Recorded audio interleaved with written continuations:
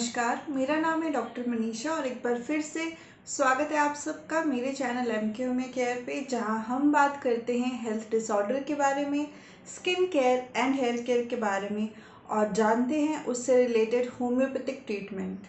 तो आज का हमारा टॉपिक है हाइपोथायरॉयडिज्म।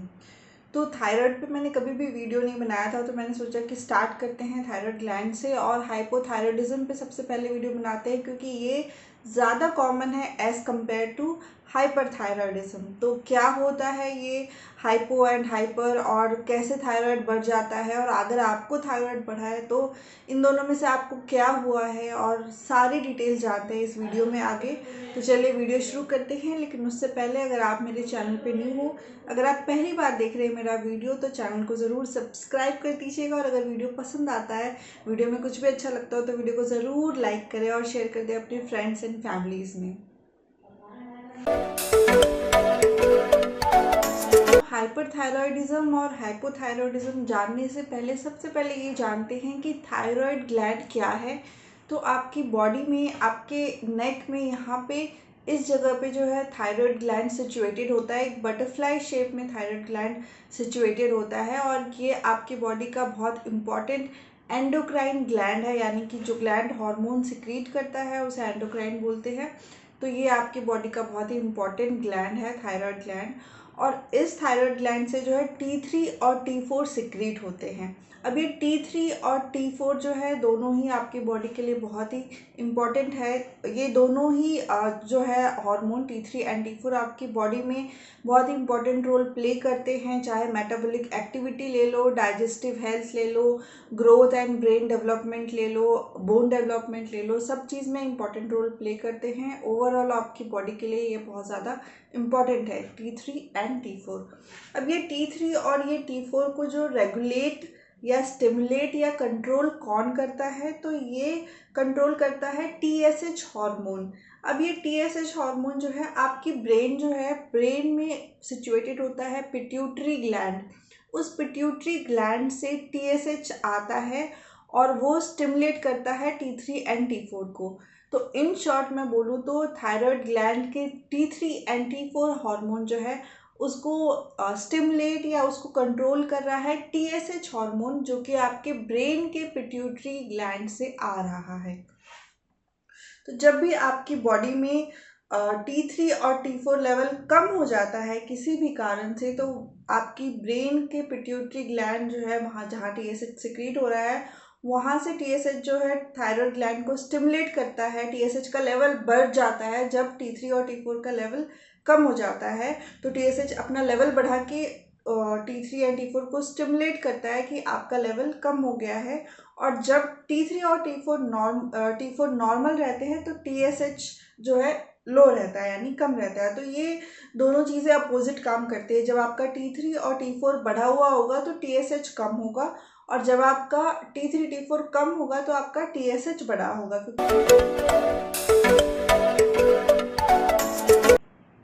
तो हाइपरथायरॉयडिज्म किसे कहते हैं? तो जब T3 एंड T4 का लेवल आपकी बॉडी में बढ़ गया हो, एक जो पर्टिकुलर रेंज होती है उससे ज़्यादा बढ़ गया हो, और TSH का लेवल कम हो गया हो, जैसे मैंने बताया कि दोनों अपोजिट रहती है हमेशा।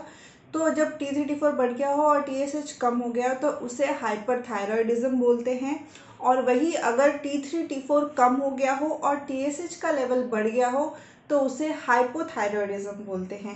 ये दोनों चीज़ों को समझना बहुत ज़्यादा ज़रूरी है, क्योंकि ये बहुत ज़्यादा देखा जाता है कि लोगों को पता होता है कि उन्हें थायराइड हो गया है। लोग कहते हैं कि हमें थायराइड है, हमें थायराइड की दवाई चल रही है, हम ये खा रहे हैं, ये परहेज़ कर रहे हैं, एक्सेट्रा एक्सेट्रा। लेकिन उन्हें ये नहीं पता कि ये नहीं पता होता है कि एक्चुअली उन्हें हाइपरथायरॉयडिज्म हुआ है या हाइपो हुआ है। तो ये डिफरेंस जानना बहुत ज़रूरी है। थायराइड की समस्या मोस्टली अडल्ट में या फिर ओल्ड एज में देखी जाती है, लेकिन ये प्रॉब्लम जो है एट बर्थ यानी बचपन से ही बच्चों में हो सकती है। थायराइड की शिकायत कम होते हैं ये केसेस, लेकिन ये देखने को मिल सकता है। लेकिन ज़्यादा कॉमन है कि अडल्ट एंड ओल्ड एज में देखने को आपको ये मिलेगा। उसके बाद मेल एंड फीमेल ये दोनों में ही हो सकता है, लेकिन ज़्यादातर ये फीमेल्स में थायराइड की प्रॉब्लम जो है देखी जाती है।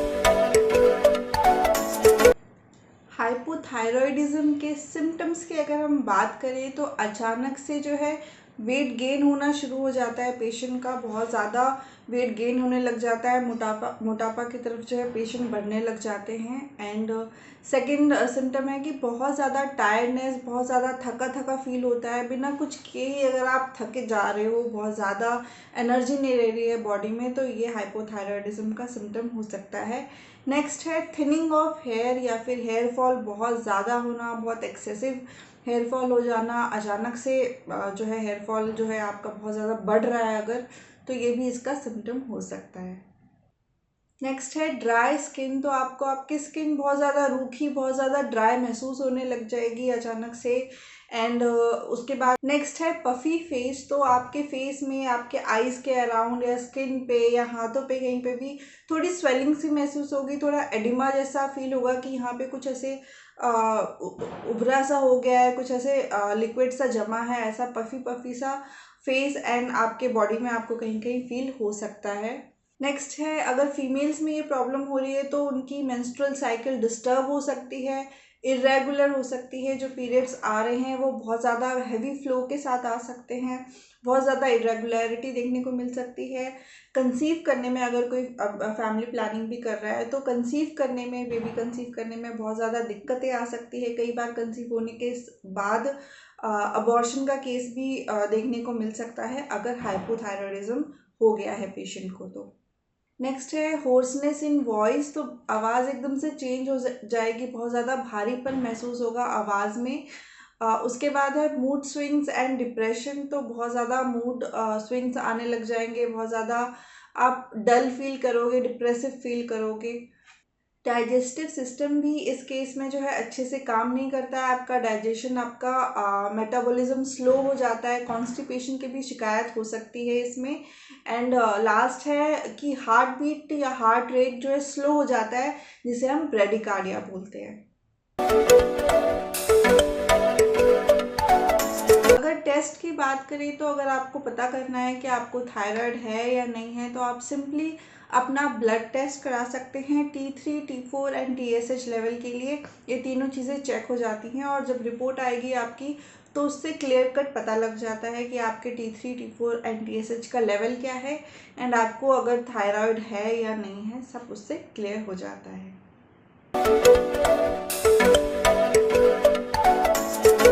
नेक्स्ट बढ़ते हैं होम्योपैथिक ट्रीटमेंट की तरफ। तो थायराइड के केस में होम्योपैथी में काफ़ी अच्छी मेडिसिन्स हैं, लेकिन मेडिसिन बताने से पहले मैं आप सबसे रिक्वेस्ट करूँगी कि थायराइड के लिए आप बिल्कुल भी सेल्फ मेडिकेट ना करें, ना ही आप, अगर आप एलोपैथिक ट्रीटमेंट ले रहे हैं तो भी सेल्फ मेडिकेट ना करें, और अगर आप होम्योपैथी लेना चाह रहे हैं या फिर स्विच करना चाह रहे हैं एलोपैथी से होम्योपैथी में, तो भी सेल्फ मेडिकेट ना करें, खुद से दवाइयाँ खाना शुरू ना करें। एक बार डॉक्टर को कंसल्ट कर लें और उसके बाद ही अपना ट्रीटमेंट स्टार्ट करें। तो अगर आपको थायराइड है और अगर आप एलोपैथिक ट्रीटमेंट ले रहे हो, तो जैसा कि आप सबको पता है कि सब जानते हैं कि अगर एक बार एलोपैथिक दवाइयाँ शुरू हो जाती है तो फिर वो बंद होना बहुत मुश्किल होता है। लाइफ लॉन्ग आपको दवाई खानी पड़ती है अगर आप थायराइड की दवाई ले रहे हो, क्योंकि वो एक हार्मोनल दवाई होती है, हार्मोन्स ही होते हैं उसमें, तो वो जो है आपको पूरे लाइफ लॉन्ग ही लेनी पड़ जाती है एक तरीके से। लेकिन अगर आप होम्योपैथी पे शिफ्ट करते हो तो आपका हो सकता है कुछ ही साल में या कुछ महीनों में जो है बॉडी रिकवर हो जाए और आपकी शायद डोजेज धीरे धीरे कम होते होते बंद भी हो सकती है। आपका पूरा का पूरा जो है डोज बंद हो जाएगा एंड थायराइड आपका ठीक हो सकता है। तो अगर आपको नया नया थायराइड डिटेक्ट हुआ है तब तो आप डेफिनेटली होम्योपैथी ट्राई करो, पहले होम्योपैथी लो एंड उससे ही आपका बहुत जल्दी रिकवर हो जाएगी बॉडी। और अगर आपका पहले से, काफ़ी पहले से भी अगर आपको थायराइड हो रखा हो और अगर आप एलोपैथी ले भी रहे हो तो भी आप होम्योपैथी पे स्विच कर सकते हो। धीरे धीरे करके आपकी एलोपैथिक दवाई बंद की जाएगी एंड फुली आप होम्योपैथिक ट्रीटमेंट पे आ जाओगे एंड धीरे धीरे करके वो भी कम होते होते आपका थायराइड ठीक हो सकता है। लेकिन ये प्रोसेस आपको खुद से नहीं करना है, आपको डॉक्टर से कंसल्ट करना है। वो आपका केस समझेंगे, आपके लेवल्स चेक करेंगे, आपका बीच बीच में टेस्ट कराते रहेंगे आपके ट्रीटमेंट के दौरान। तो ये सारे आपका डॉक्टर का काम है। आपका काम ये है कि अगर आपको थायराइड है तो आप एक होम्योपैथिक डॉक्टर को कंसल्ट करें। तो चलिए मैं शेयर करती हूँ यहाँ पे कुछ मेडिसिन जो कि हाइपोथायरॉयडिज्म में बहुत ही इफ़ेक्टिव है, अच्छा काम करती हैं, जल्द से जल्द लेवल्स को बराबर करती हैं। तो चलिए मेडिसिन के बारे में जानते हैं। तो पहली मेडिसिन है कैलकेरिया कार्ब 200। दो बूंद आप दिन में 2 बार ले सकते हैं। इसमें भी जो सिम्टम्स है यानी कि अचानक से वेट गेन होने लग जाता है, बहुत ज़्यादा थकान, टायर्डनेस फील होती है, मेटाबॉलिज्म अच्छा नहीं रहता है, डाइजेशन स्लो हो जाता है जिसकी वजह से कॉन्स्टिपेशन की शिकायत हो सकती है, जॉइंट पेन की समस्या अगर रह रही है, तो ये सारे अगर सिम्टम्स फेस कर रहा है पेशेंट तो कैलकेरिया कार्ब 200 दिया जा सकता है। सेकेंड मेडिसिन है थायरॉयडिनम 3x पोटेंसी में।